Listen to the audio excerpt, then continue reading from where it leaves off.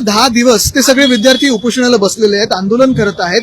सगळ्या राजकीय पक्षांनी त्याची दखल घेतलेली आहे आणि मुख्यमंत्री, जसं मी सांगितलं ना, ॲलिस इन वंडरलँड, काल परवाकडे कुठेतरी त्यांनी सांगितलं की जेवढं आदिवासी विद्यार्थ्यांसाठी आणि त्या समाजासाठी त्यांनी केलं तेवढं कोणी नाही केलं. जर तसं असतं तर अशी परिस्थिती असती का? मात्र राहुल गांधींच्या मंचावरून ज्या विद्यार्थिनीने प्रेग्नन्सी टेस्ट केली जाते असा आरोप केला होता, ती मुलगी खोटं बोलते असं मंत्री अशोक उईके म्हणतात. मला वाटतं काय की कोणी काही प्रश्न विचारले की त्यांना अँटी नॅशनल, खोटं बोलतात, इथे जा तिथे जा, हे सगळं बोलत असतात. सत्य परिस्थिती ही जाणून घ्यायला भाजपची हिंमत नाही आता आणि सत्य परिस्थिती ही खूप वेगळी आहे. मुख्यमंत्री हे ॲलिस इन वंडरलँड झालेले आहेत. पण या प्रकारची चौकशी व्हावी अशी मागणी केली जाईल. निश्चितपणे मला वाटतं राहुल गांधींनी पण केलेली आहे. त्या विद्यार्थी पण तेच मागतायत की आम्हाला हे सगळं नको आहे आणि जो अन्याय त्या समाजावर होत आहे किंवा त्या विद्यार्थ्यांवर होत आहे हा भयानक आहे. एक मिनिट, राज ठाकरे यांना भेटण्यासाठी आज त्यांची कंत्राटाची मुलं ती मंडळी आली होती. एमपीएससीच्या परीक्षेत झालेला गोंधळ असेल ते विद्यार्थी आले होते. इतर काही मुद्दे जो प्रश्न सरकार दरबारी सोडवला जायला पाहिजे तो प्रश्न हे सगळे लोक आम्हाला सगळ्यांना भेटत असतात. मुख्य गोष्ट ही आहे की आज या शासनामध्ये कोणाचा विश्वास राहिलेला नाहीये. मागच्या वर्षी देखील मी, सुनील शिंदेजी वगैरे आम्ही एका पीडब्ल्यूडीच्या ऑफिसमध्ये गेलो होतो, जिथे आम्ही हेच सांगत होतो की पोलीस कॅम्प असेल किंवा इतर ठिकाणी स्वच्छता असेल, डागडुजी असेल, ही का नाही होते पीडब्ल्यूडी कडून.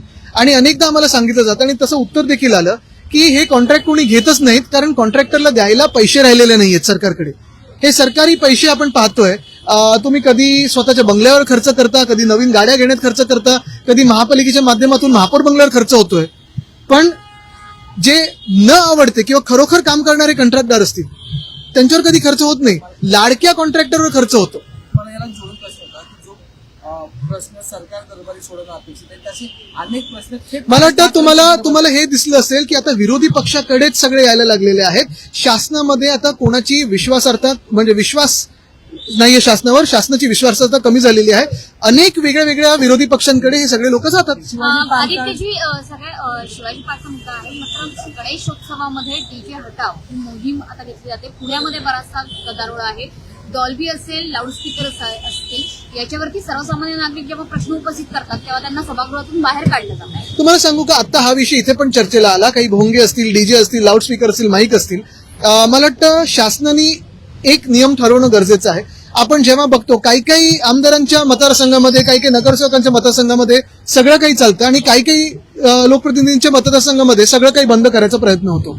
ही जी मनमानी हा जो कारभार आहे तो थांबून एक नियम सगळ्यांना लागू होईल आणि सगळ्यांना मान्य असेल तसा तो घेतला पाहिजे. कोकण न्यूज डिजिटलला आत्ताच लाईक, शेअर आणि सबस्क्राईब करा. बेल आयकॉन दाबून सर्व अपडेट्स सर्वप्रथम मिळवा.